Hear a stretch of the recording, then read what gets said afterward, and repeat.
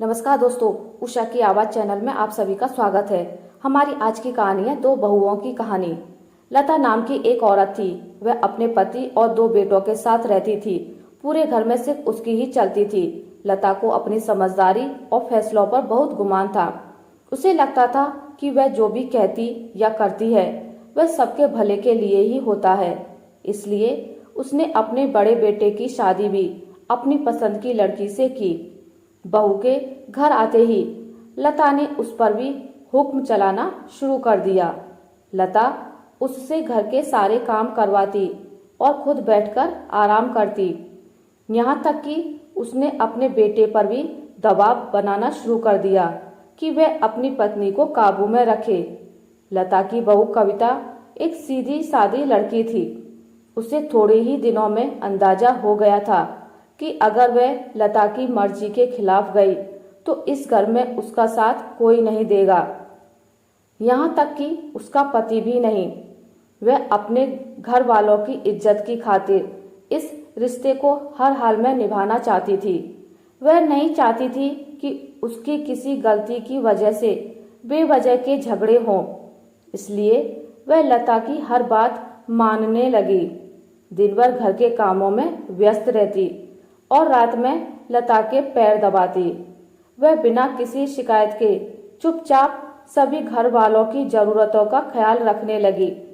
अगर लता उसे गुस्से में कुछ कह भी देती तो वह चुपचाप सुनती रहती। ऐसा लगता था मानो उसे कोई फर्क ही नहीं पड़ता है।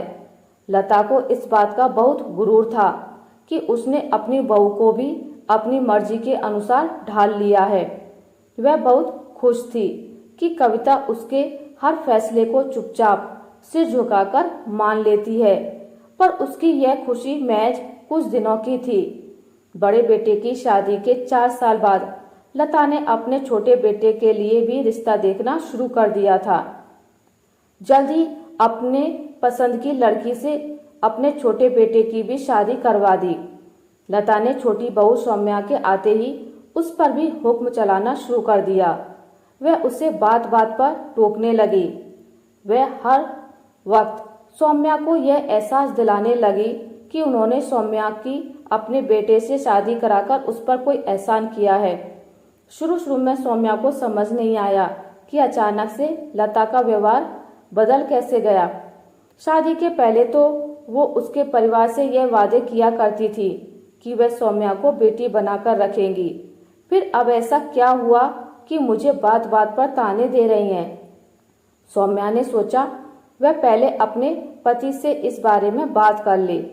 रात को जब उसने राहुल से इस बारे में बात की तो राहुल ने उसे सिर्फ इतना कहा कि मम्मी जो कहती है या करती है वह सब इस घर के भले के लिए ही है, इसलिए तुम भी चुपचाप उनकी बात मान लिया करो।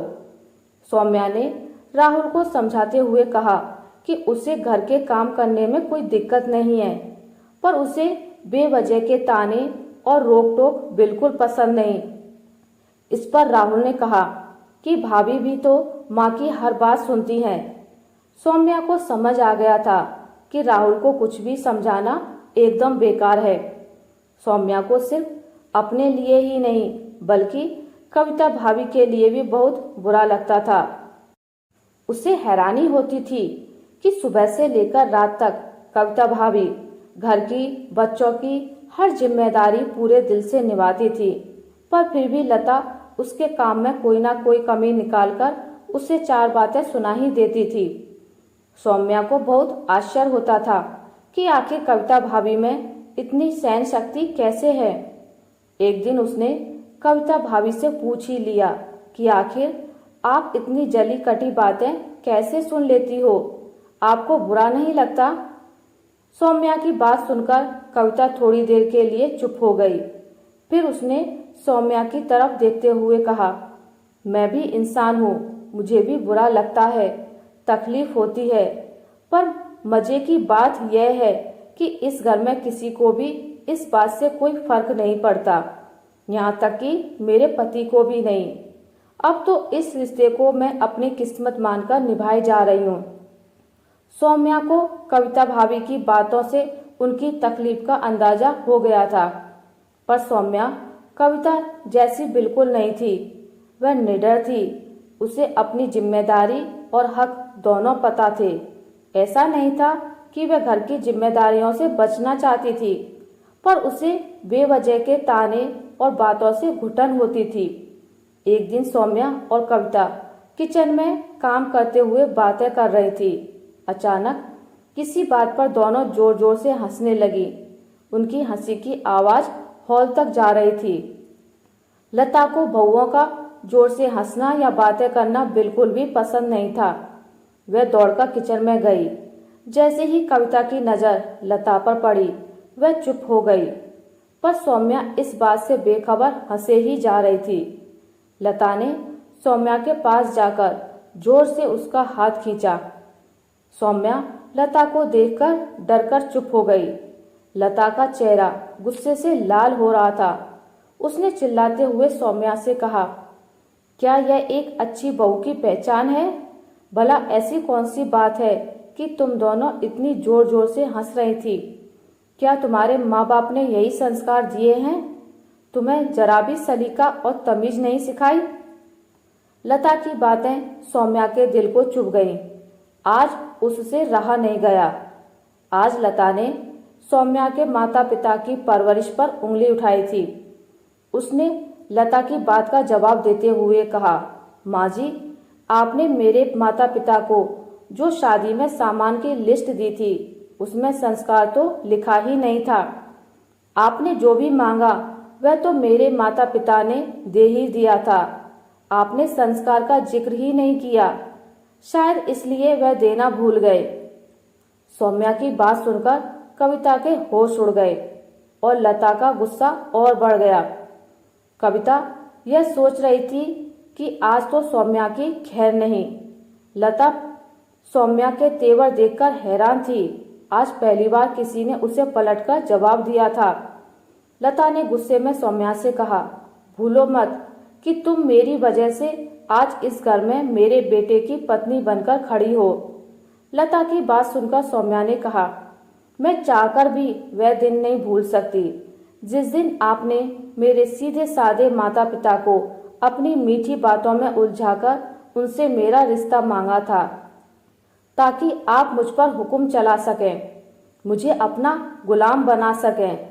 सौम्या ने चिल्लाते हुए आगे कहा, भूलिए मत, आप मेरे घर अपने बेटे का रिश्ता लेकर आई थी, इसलिए आपने नहीं, मेरे माता पिता ने अपनी बेटी देखकर आप पर एहसान किया है।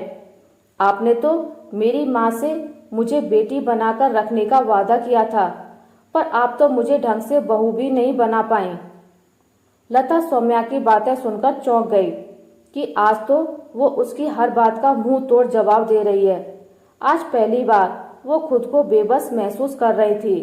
थोड़ी देर बाद सौम्या ने लता से कहा, माँ जी, मैं दिल से आपकी बहुत इज्जत करती हूँ, पर मुझसे आपके ये बेवजह के ताने नहीं सुने जाते। हम बहुएं हैं तो क्या हुआ, हम भी इंसान हैं, हमें भी तकलीफ होती है। हम कोई कठपुतली नहीं कि आपकी मर्जी से हंसें या रोएं। सौम्या की बातें सुनकर बड़ी बहू कविता के चेहरे पर एक हल्की सी मुस्कान आ गई। उसे ऐसा लगा जैसे किसी ने उसके दिल की बात कह दी हो। वह मन ही मन खुश हुई कि सौम्या ने मेरी तरह खुद की और अपने माता पिता की बेइज्जती नहीं सही। वहीं लता को सौम्या की बातों से अंदाजा हो गया था कि वह कविता की तरह चुपचाप सब सहन करने वालों में से नहीं है, बल्कि अपने हक के लिए आवाज उठाने वालों में से है। आज सौम्या की बातें सुनकर लता का अभिमान चूर चूर हो गया। आज जिंदगी में पहली बार घर के किसी सदस्य ने उसके खिलाफ आवाज उठाई थी। पहली बार किसी ने उसे करारा जवाब दिया था।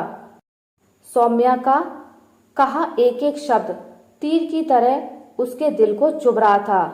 आज घर की छोटी बहू ने अपनी बातों से लता को उसके व्यवहार का आईना दिखाया था।